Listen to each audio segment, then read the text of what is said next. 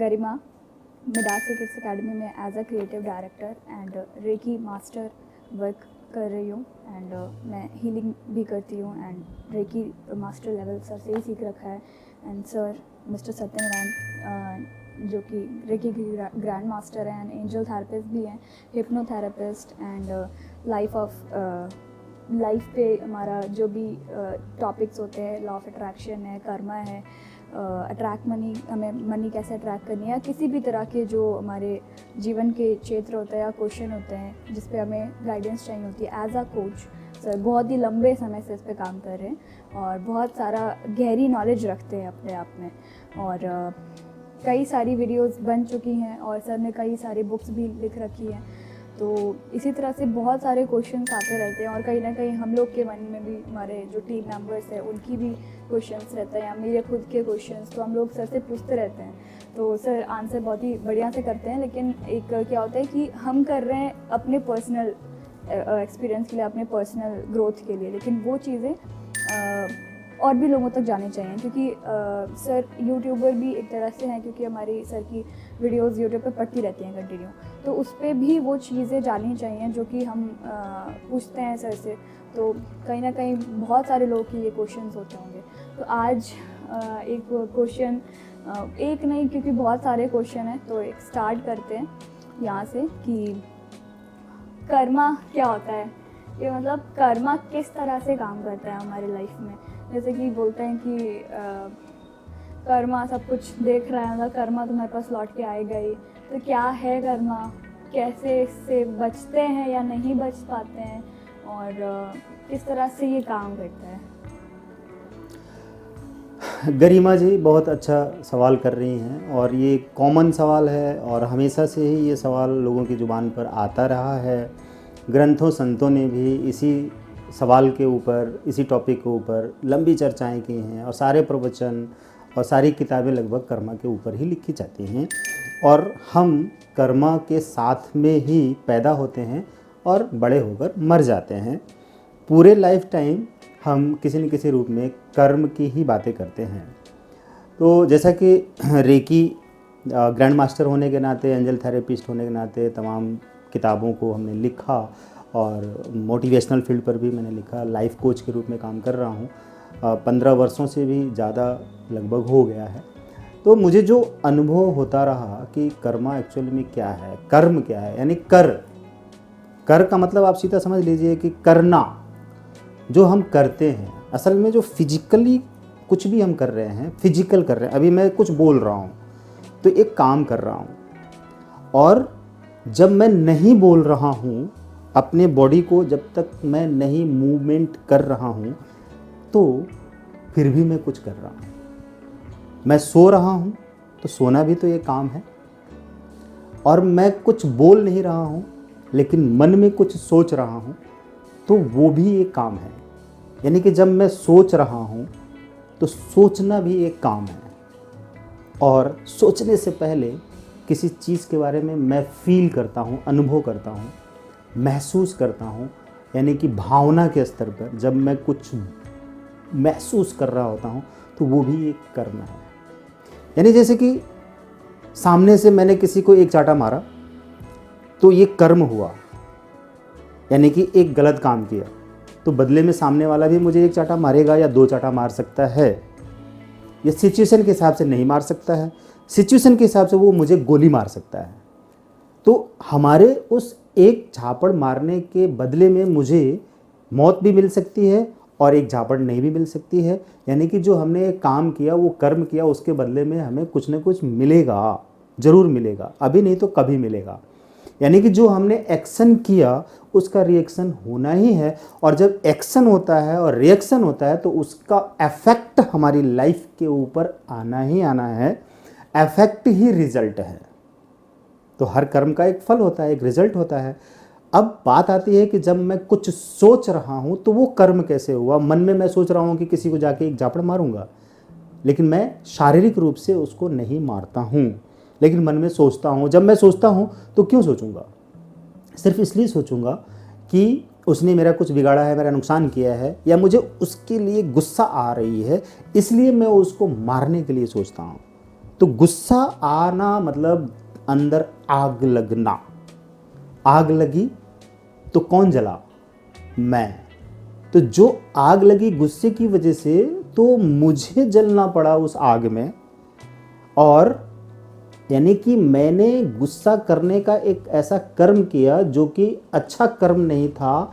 एक आग लगाई और उस आग से मैं पहले खुद ही जल गया। यानी कि उस आग लगाने वाली भावना या सोच की वजह से जो एक कर्म किया, उस कर्म का फल मुझे तुरंत मिला।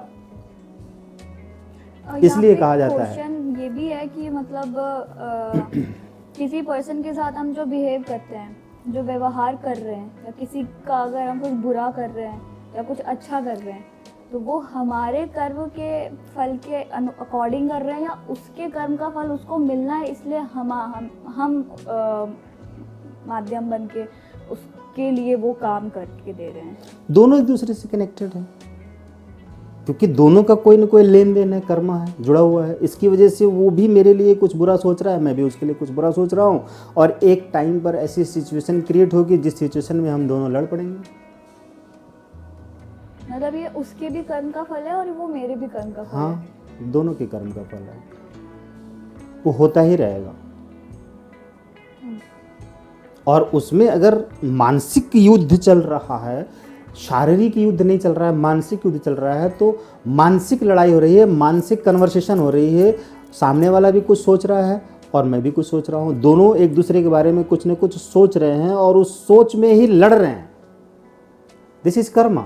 और दोनों को कष्ट हो रहा है, दोनों एक दूसरे से बदला ले रहे हैं, मन ही मन दोनों एक दूसरे को टॉन्ट कस रहे हैं, या कुछ भी एक ऐसा रिएक्शन दे रहे हैं, एक ऐसा एक्शन दे रहे हैं कि सामने वाले को पता चले कि वो उसके लिए कुछ कर रहा है। तो एक दूसरे के लिए दोनों कुछ कर रहे हैं और दोनों को पता चल रहा है। फिजिकली कुछ नहीं कर रहे हैं, वर्बली कुछ नहीं कर रहे हैं, लेकिन मेंटली सब कुछ कर रहे हैं, और वो मेंटल लेवल पर युद्ध उनका चल रहा है, कर्मा चल रहा है, और उसका वो फल उनको मिल रहा है, इफेक्ट भी हो रहा है। वो एक दूसरे से चिढ़ रहे हैं, लड़ रहे हैं, भिड़ रहे हैं, कुछ ना कुछ कर रहे हैं, ऐसा आपस में एक दूसरे को एक्सप्रेस कर रहे हैं, लेकिन तीसरा व्यक्ति कुछ नहीं समझ रहा है कि उनके बीच में, इन दो के बीच में क्या हो रहा है। तो कर्मा इस तरह से वर्क करता है। और रेकी की बात करें तो रेकी में कर्मा ही तो वर्क करती है। रेकी में रेकी हमारी भावना के ऊपर काम करती है। अगर हम भावना शुद्ध रख के रेकी करेंगे तो डेफिनेटली शुद्ध एनर्जी जाएगी और उसकी अशुद्धता खत्म होगी। और अगर हम अशुद्ध भाव से रेकी करेंगे तो वो तो पहले से अशुद्ध है, टॉक्सिन्स उसके अंदर है सामने वाले के ऊपर, तो हम और टॉक्सिन उसके अंदर भर देंगे तो वो ठीक होने के बजाय और बीमार हो जाएगा। तो कर्मा लॉ ऑफ अट्रैक्शन को कैसे प्रभावित करता है? क्योंकि आपने लॉ ऑफ अट्रैक्शन के ऊपर भी 2 किताबें लिखी हुई हैं, तो कर्मा उसको कैसे प्रभावित करता है? हाँ, ये बहुत अच्छा क्वेश्चन है। मैंने इसी को समझा और आकर्षण का सिद्धांत पार्ट 1 लिखा, और आकर्षण का सिद्धांत और लॉ ऑफ कर्मा यानी कि कर्म का सिद्धांत दूसरे पार्ट में हमने, ये दूसरी बुक में ये बात हमने डाली कि जैसा हम सोचते हैं वैसा ही हमारे साथ होता है, और जो हमारे साथ हो रहा होता है वो हमारे कर्म का ही फल होता है, उसको हमने ही आकर्षित किया है। यानी कि जो हम अपने माइंड के अंदर इमोशंस रखेंगे, भाव रखेंगे, सोच रखेंगे, यूनिवर्स के द्वारा वैसी ही सारी चीज़ें हमारे जीवन में आकर्षित होंगी, जिसे हम आकर्षण का सिद्धांत कहते हैं। तो आकर्षण का सिद्धांत समझना है तो लॉ ऑफ कर्मा को समझना बहुत ज़रूरी होगा। बहुत लोगों ने आकर्षण के सिद्धांत की किताब को पढ़ा, रोंडा बर्न की जो किताब है द सीक्रेट, उसमें आकर्षण का सिद्धांत बताया। जब मैंने पहली बार आकर्षण का सिद्धांत की पुस्तक पढ़ी, डॉक्यूमेंट्री मूवी देखी, तो मैं हैरान था कि ऐसा कैसे हो सकता है कि सब कुछ सोचने से होता है। मैं जब को रिलेट करता था उस समय, आज से करीब मैं 2008 में या 9 में मैंने आकर्षण का सिद्धांत मुझे मिल गई थी, और मैंने किताब भी पढ़ी और उसकी डॉक्यूमेंट्री मूवी देखी। तो उस टाइम पर जब मैं को रिलेट कर रहा था तो मैंने ये पाया कि जब मैं उसके 10 साल पहले, 15 साल पहले सोचता था कि मैं शहर में जाके पढ़ाई करूँगा और वहाँ एकांत में रहूँगा और मैं बहुत अच्छा कुछ करूँगा, तो उस समय उसके 10 साल 15 साल पहले मैं ऐसा सब सोचता था कि ऐसा मैं करूँगा। तो क्यों सोचता था मुझे नहीं पता था, लेकिन जब एक्चुअल में ये सारी चीज़ें मेरे साथ होने लगी और सन 2000 से ही मैं एकांत में आ गया, एक छोटे से मकान में, उसमें मैं एकांत में रह गया। सारे दोस्त छूट गए, परिवार सारे लोग छूट गए और मैं अकेले वहाँ रहता था, पढ़ाई करता था और मैं बहुत परेशान रहता था कि मैं अकेले क्यों हूँ। और जब 2008 में मुझे लॉ ऑफ अट्रैक्शन मिला तब मैंने कोरिलेट किया, और जब 2000 यानी कि 1959 में जब मैं शहर में आया पढ़ने के लिए 94 में, तो उसके बाद से मैं सोचता था कि मेरे पास एक मकान हो और उसमें मेरा खुद का मकान हो और उसमें कलर टीवी हो, मेरे पास बाइक हो और ये सारी चीज़ें हों। तो मेरे फ्रेंड्स मुझसे मेरा मजाक बनाते थे, खाने के लिए है नहीं, महीने का खर्चा है नहीं, पिता के ऊपर तुम पल रहे हो और सपने बड़े देख रहे हो। और 2000 में ही मेरे पास मकान हुआ और उसके 2-3 साल के अंदर एक टीवी आई जिसमें मैं प्रोग्राम देखता था और तमाम तरीके के अच्छे अच्छे प्रोग्राम देखता था। और मैं फिर वही मेरे फ्रेंड्स कहने लगे तुम ऐसा सोचते थे, तुम्हारे पास है, आज हम लोग किराए पर हैं। और जब 2008 में मेरे पास लॉ ऑफ अट्रैक्शन आया तो मैंने कोरिलेट किया कि मैं ये सब सोचता था कि और वो मेरे पास है। तब मुझे समझ में आया कि आकर्षण का सिद्धांत इस तरह से काम करता है। तो ये हम कैसे जानेंगे कि हम जो चाहते हैं वो हमें कब मिलेगा? क्योंकि बहुत सारे लोग गिव अप कर देते हैं कि 6 महीने हमने लॉ ऑफ अट्रैक्शन का फॉलो किया, लॉ ऑफ अट्रैक्शन को सारे नियम फॉलो करे, ग्रेटिट्यूड करा, बहुत कुछ करा, और 6 महीने बाद या 1 साल बाद कई सारे लोग बहुत ज़्यादा पेशेंसफुल होते हैं तो वो 1 साल तक कर रहे हैं, 2 साल तक कर रहे हैं। तो ये कैसे समझा जाएगा कि कब रिजल्ट मिलने वाला है? हाँ, ये तय करना नेचर का काम है, ये हमारा काम नहीं है। हमें पैशन में रहना है और उस विश को बनाए रखना है, इमेजिन करना है। जो हमारा विश है उसको पाने के लिए हमारे इमेजिनेशन पावर को बढ़ा के रखना है, यानी कि नेचुरल कल्पना करना है कि वो चीज़ मेरे पास है, मैं वैसा ज़िंदगी जी रहा हूँ, वैसी ज़िंदगी जी रहा हूँ और वो सारी चीज़ें हैं, सच में वो कल्पना करना है। और अब शिद्दत से अपने जो भी काम करने हैं वो करते जाना है। ये सोच कर नहीं बैठना है कि इतने दिनों बाद, इतने साल बाद इस जो मैं कर रहा हूँ उसका परिणाम मिल जाएगा और नहीं मिला तो मैं छोड़ दूँगा। ये नहीं करना है। मैंने ऐसा कुछ नहीं सोचा। मैं कभी सोचता था कि मैं एक बहुत ही एक अलग कुछ करूँगा, बहुत बड़ा करूँगा। मुझे ये नहीं पता चलता था कि मुझे क्या करूँगा, मैं क्या करूँगा। लेकिन 2010 में जब मैं आया तब मैंने ये सोचा कि मुझे क्या करना है। लोगों के लिए गाइड के रूप में काम करना है, किताबें लिखनी है, मोटिवेटर बनना है। तो फिर मुझे थेरेपी मिली, थेरेपी करना है और आज मेरे पास 35 बुक्स हैं। मैं एक राइटर हूँ, international writer, international motivational speaker हूँ। मैं लोगों को काउंसलिंग देता हूँ, लाइफ कोच के रूप में अपने आप को स्थापित कर पाया हूँ। मुझे इसका बहुत प्यार मिल रहा है लोगों का और मैं अपनी लाइफ से बहुत खुश हूँ। और लॉ ऑफ अट्रैक्शन जैसी चीज़ें मेरे पास आई तो मैंने ये समझा कि एक्चुअल में जो हम फिजिकल वर्क करते हैं वही कर्मा नहीं है। जो इमोशनल लेवल पर, मेंटल लेवल पर जो सोचते हैं और फील करते हैं, कल्पनाएं करते हैं, बार बार जो अपने मस्तिष्क के अंदर एक तस्वीर बनाते हैं, जो चाहते हैं, जिसको पाना चाहते हैं, उस चीज़ को अपने मस्तिष्क में बना के रखना ही कर्मा है। और उसी से, यूनिवर्स से हमारे पास मैनिफेस्टेशन होती है और वो वस्तु, प्रोडक्ट, उन वो विचार वस्तु के रूप में कन्वर्ट होकर, मैनिफेस्ट होकर हमारी लाइफ में आ जाते हैं। और आज मेरे पास सब कुछ है और लोगों का प्यार है। इतने लोग पूरे विश्व में जुड़े हुए हैं, मैं बहुत खुश हूँ। यही है लॉ ऑफ कर्मा। एक्चुअल में लॉ ऑफ कर्मा को जब हम इस तरह से समझेंगे तो लॉ ऑफ अट्रैक्शन को समझ लेंगे। और टोटल डेली रूटीन में सुबह से लेकर रात तक जो हम जागते हुए करते हैं उसमें हम क्या करते हैं, इसका मुझे ध्यान रखना पड़ेगा। अगर मैं रख कर चलता हूँ तो डेफिनेटली मुझसे गलतियां नहीं होंगी। तो कांस्टेंट हमें उसमें रहना पड़ेगा, कंसिस्टेंसी होनी चाहिए। अगर वो हर वर्क में, अगर वो उस वाइब्रेशन से हम हटे तो वो चीज़ रुक गई वहीं पे, उतनी देर के लिए रुक जाएगी, फिर हम कनेक्ट करेंगे तो फिर आना शुरू हो जाएगी। इसीलिए देर लगती है लोगों को। बिल्कुल, देर इसलिए होती है और उनको उनके टाइम से नहीं मिला तो वो कहते हैं कि नहीं हो रहा है। लेकिन लॉ ऑफ अट्रैक्शन का भक्त मैं हूं और लॉ ऑफ कर्मा को मैंने इतनी गहराई से समझा, गीता सार को समझा, तो तभी मैं अपनी लाइफ को इस तरह से परिवार को संभालते हुए और पूरा इतना प्रोफेशन, इस फील्ड में लोग टिक नहीं पाते हैं जैसा कि मैं इस फील्ड में इस तरह से टिक पाया हूँ। और मुझे मालूम है कि मैं इसी के लिए हूँ, क्योंकि मुझे मालूम है, इसका रहस्य पता है, लॉ ऑफ कर्मा का रहस्य। वो रहस्य क्या है? वो रहस्य सिर्फ ये है कि एवरी टाइम मुस्कुराते रहें। सिर्फ मुस्कुराने से सब कुछ हो जाएगा? हाँ, मुस्कुराते रहें और अंदर मुस्कुराहट की फीलिंग रखें। और जो आपका लक्ष्य है, लक्ष्य जरूर होना चाहिए, एक अच्छा सा लक्ष्य होना चाहिए। और लक्ष्य में क्या होना चाहिए कि पूरे वर्ल्ड का विकास, पूरे विश्व का कल्याण करने का काम आपको दिया गया है, आप कर रहे हैं, आपको करना है। और आप जो कर रहे हैं अभी इसी वक्त घर के अंदर बैठे, सोए, लेटे बैठे, किसी भी रूप में आप कुछ भी काम कर रहे हैं, उस काम का पूरे विश्व के ऊपर इफेक्ट आएगा, पूरा विश्व प्रभावित होगा। तो अगर आप एक गलत काम कर रहे हैं, घर में बैठ के एक सिगरेट पी रहे हैं, तंबाकू खा रहे हैं, तो पूरा विश्व नेगेटिव एनर्जी से भर जाएगा।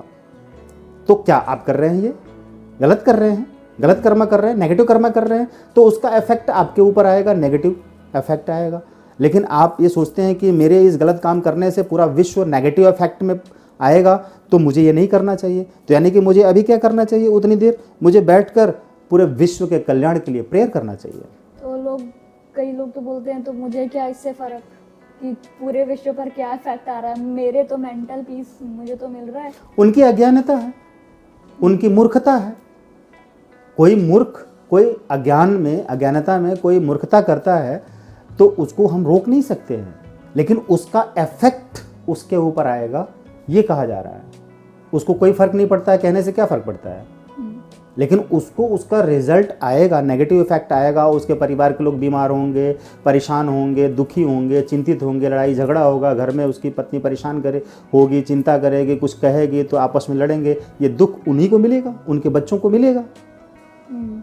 हाँ, क्योंकि वो उस लड़ाई झगड़ा तनाव होगा तो वाइब्रेशन से कनेक्ट हो रहे हैं, बिल्कुल तो होगा, और ज्यादा उनसे वो प्रोड्यूस होगा, नेगेटिव एनर्जी वो और फैलेगा। यूनिवर्स में नेगेटिव जो एनर्जी है वो नेगेटिव होकर आपके पास आ जाएगी। अगर आप पॉजिटिव अच्छा कर रहे हैं तो पॉजिटिव होकर आपके पास आ जाएगी और आपकी लाइफ में एक्सप्लोर हो जाएगी। आज मेरे पास पिरामिड है जो कि यूनिवर्सल कॉस्मिक एनर्जी को अपनी तरह ऑब्जर्व, खींचता, रिसीव करता है। आज मेरे पास इतनी बुक्स हैं, ग्रंथ रखे हुए हैं हमारे द्वारा लिखे हुए हैं, और उसके अलावा क्रिस्टल्स है और रुद्राक्ष है और तमाम तरीके की पूजा की सामग्री है, और इस तरह के एक मंदिर बना रखा है। इन सारी चीज़ों से हमारा पूरा घर, पूरा सेंटर, पूरा ऑफिस वाइब्रेट होता है। तो क्या रेकी करने से हमारे कर्म भी इफेक्टेड होते हैं, होता है उससे? रेकी तो हमारे कर्मा के ऊपर ही काम करती है। रेकी हमारे कर्मा को ही रिजॉल्व करती है, मतलब कि जो बुरे कर्मा है उनको उनके परिणामों को कम करती है। परिणाम खत्म नहीं होते हैं, लेकिन कम मिनिमाइज होते हैं और अच्छे कर्म होने लग जाते हैं, जिसकी वजह से बाद में हमको बुरे फल नहीं मिलेंगे। और अभी अभी अच्छे कर्म होने लगेंगे तो बाद में उन अच्छे कर्मों का फल हमको अच्छा ही मिलेगा। लेकिन पहले के जो हमसे बुरे कर्म हुए हैं उनका फल तो अभी मिलके ही रहेगा, लेकिन कुछ बड़े जो बुरे फल होंगे वो थोड़ा मिनिमाइज हो जाएंगे। रेकी करने से ये फ़ायदा होगा। और अभी अभी हमसे अच्छे कर्म होने लग जाएंगे तो उसके अच्छे फल मिलने लग जाएंगे। यानी कि जैसा बीज बोएंगे वैसे ही फसल उगेगी। तो विचार एक बीज है, हर विचार एक बीज है, और हम हर विचार जो अपने मस्तिष्क रूपी ज़मीन में बो रहे हैं वो अंकुरित होकर बड़ा होगा, पौधा बनेगा, और वो उसका फल हमें ही काटना पड़ेगा और हमारे बच्चों को, हमारे परिवार को मिलेगा। अगर पिता शराबी है, कबाबी है, जुआरी है, तो उसके बुरे कर्मों का फल उसके बच्चों को भी मिलेगा। पिता आध्यात्मिक है, अच्छा है, बहुत ही सात्विक है और पॉजिटिव है, मोटिवेटेड है, तो उसके पॉजिटिव कर्मा के फल उसके बच्चों को मिलता है।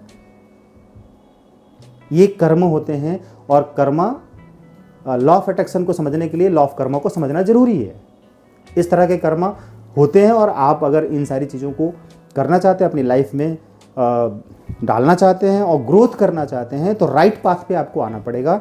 रेकी जैसी थेरेपी को अपने जीवन में लाना ही पड़ेगा, और एंजल थेरेपी जैसी थेरेपी को अपनी लाइफ में लाना पड़ेगा, और हमेशा प्योर रहना पड़ेगा, मुस्कुराना पड़ेगा, खुश रहना पड़ेगा अंदर से बाहर से। और जो आप फिजिकली करें तो उसमें भी आपकी पॉजिटिविटी होनी चाहिए। तालमेल ना करें, और क्या है कि चोरी ना करें, झूठ ना बोलें, हेर फेर ना करें, धोखा ना दें। इन सारी चीज़ों से आप बचें। आप खुद को बदलें, दूसरों को बदलने की कोशिश न करें, खुद बदलें। और हर कोई जब खुद को बदल के पॉजिटिव कर लेगा, अच्छा कर लेगा, खुशहाल कर लेगा, स्वस्थ कर लेगा, सात्विक कर लेगा, तो पूरे विश्व में सारे लोग ऐसे ही हो जाएंगे। तो ये पूरा विश्व राम राज्य हो जाएगा, पूरा विश्व सात्विक हो जाएगा, पूरा विश्व स्वर्ग हो जाएगा। तो आपके ही बदलने से दुनिया बदलेगी। दुनिया का बदलने से आपको कोई फर्क नहीं पड़ेगा, या फर्क पड़ेगा तो आपका अच्छा या बुरा कुछ भी हो सकता है। लेकिन सबसे ज़्यादा इंपॉर्टेंट क्या है कि आपको बदलना है। Self change, word change. तो पहले खुद के थॉट्स को चेंज करें, तभी आप उसका इफेक्ट दूसरों के ऊपर डाल सकते हैं। ऐसा हमारा मानना है। और आप क्या मानते हैं कमेंट में लिखें।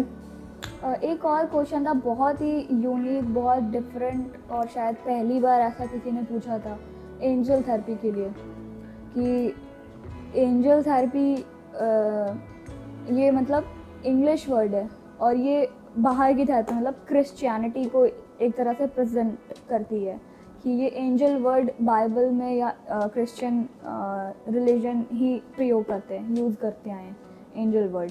तो क्या अगर वो एंजल का अर्थ स्वर्गदूत या देवी देवता एक तरह से है, अगर तो क्या हम उन एंजल्स की जगह अपने जो हमारे हिंदू धर्म के देवी देवता हैं उनका यूज़ कर सकते हैं? मतलब उनको रिक्वेस्ट लगा सकते हैं जैसे एंजल्स को रिक्वेस्ट लगाते हैं, तो क्या हिंदू धर्म के देवी देवताओं को उस तरह से रिक्वेस्ट लगाया जा सकता है? देखिए, जब हम एंजल थेरेपी सीखते हैं, ये अच्छा क्वेश्चन है, कन्फ्यूजन है। तो जब हम एंजल थेरेपी सीखते हैं तो एंजल थेरेपी की ट्रेनिंग के दौरान शाइनिंग प्रोसेस होती है। तो उन 15 आर्क एंजल्स को हम आपकी ऑरा से, सोल से और आपके लाइफ से, आपके चक्रा से शाइन करते हैं, कनेक्टेड करते हैं, रिक्वेस्ट करके, प्रेयर करके उनसे आपके साथ जोड़ देते हैं कि आप जब रिक्वेस्ट लगाएंगे उनको, तो आपकी रिक्वेस्ट के बदले में आपकी इच्छाओं को, आपकी ज़रूरतों को, आपकी समस्याओं का समाधान करेंगे एंजल्स। एक तो बात ये हो गई। दूसरी बात कि जैसे कि हम कहते हैं कि भाई हमारे जो सनातन धर्म के जितने भी देवी देवता हैं हम उनको रिक्वेस्ट लगा के बुला सकते हैं। तो आप तो उनको पहले से ही रिक्वेस्ट लगाते आए हैं, प्रेयर करते आए हैं बचपन से ही, और आपके पेरेंट्स और ग्रैंड पेरेंट्स सभी लोग यही करते आए हैं, कर रहे हैं और करते रहेंगे।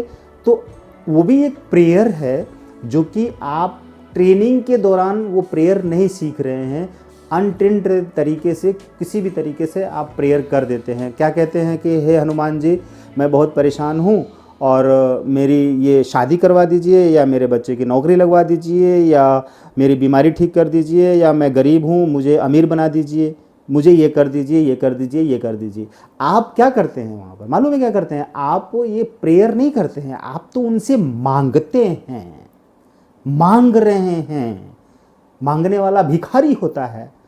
और आपको जब नहीं मिलता है तो आप कहते हैं कि ये तो भाई ज़्यादा फ़ायदा नहीं हो रहा है हिंदू धर्म के देवी देवताओं से, ये हमारा काम नहीं कर रहे। आप मांग रहे हैं, आप प्रेयर कहाँ कर रहे हैं? प्रेयर करने का तरीका क्या है? आप प्रेयर में कभी मांग ही नहीं सकते, आपको प्रेयर में मांगना ही नहीं चाहिए। प्रेयर में हे हनुमान जी, या जिसको भी आप मानते हैं, हे शंकर भगवान, अभी तक आज तक आपने मुझे जो कुछ भी दिया वो मेरे लिए बहुत है, पर्याप्त है, सब कुछ है, मैं उससे बहुत खुश हूँ और इसके लिए मैं आपको बहुत बहुत धन्यवाद करता हूँ। आगे जो आप मेरे लिए करेंगे वो मेरे लिए बहुत अच्छा होगा। ये प्रेयर होना चाहिए, तो कभी भी किसी न कि मांगना चाहिए। तो कभी भी मतलब हमें कुछ अपने काम के लिए, हम कॉमन सी बात है, एक हैबिट भी पड़ी हुई है और एक वो इच्छा आती है, एक बिलीव सिस्टम होता है कि हम अपने भगवान से प्रेयर करेंगे तो हमें ये चीज़ मिल जाएगी। तो हम जैसे कि बोलते हैं कि हे भगवान प्लीज़ मेरा कल एग्ज़ाम है, मेरा एग्ज़ाम अच्छे से हो जाए और मैं टॉप कर जाऊँ क्लास में, या हे भगवान ये मेरा बिज़नेस है इसको बढ़ा दो, इसमें अर्निंग मुझे ज़्यादा होने लगे। तो क्या ये हम मांग रहे हैं उनसे? अगर ऐसे मांगना होता है और अगर ऐसे नहीं करना है तो फिर कैसे करना चाहिए? सीधी सी बात है कि आपने मुझे ये शिक्षा दी, इसके लिए बहुत धन्यवाद। आज मेरा आपकी कृपा से एग्ज़ाम है, मुझे मालूम है कि जो मैंने तैयारी किया है उसमें आपकी कृपा है और जो मैं लिखूंगा उसमें भी आपकी कृपा होगी और जो मेरे मार्क्स आएंगे वो भी उसकी आपकी कृपा से ही होगा। उसके लिए बहुत बहुत धन्यवाद। इसमें कहाँ मांग है? मेरा बिजनेस बढ़ा दीजिए, मेरा करोड़पति बना दीजिए, ये तो मांग हो गई ना।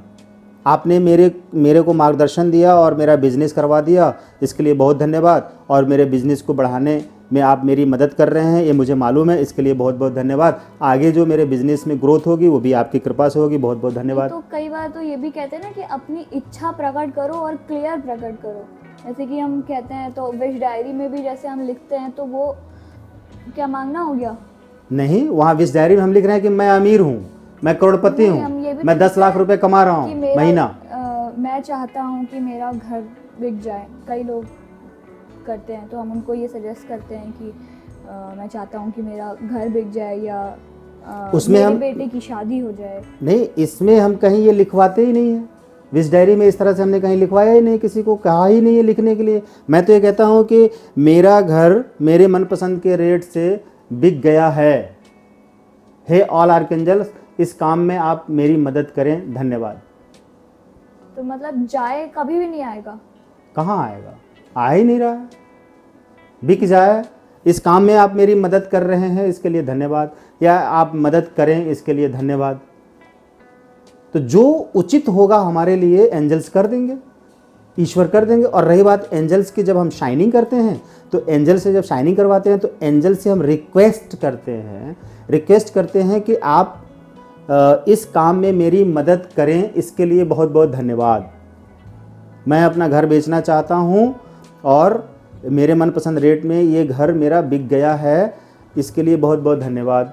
मैं इस लोकेशन में रह रहा हूँ और इस काम में मेरी मदद कर रहे हैं, करें, धन्यवाद।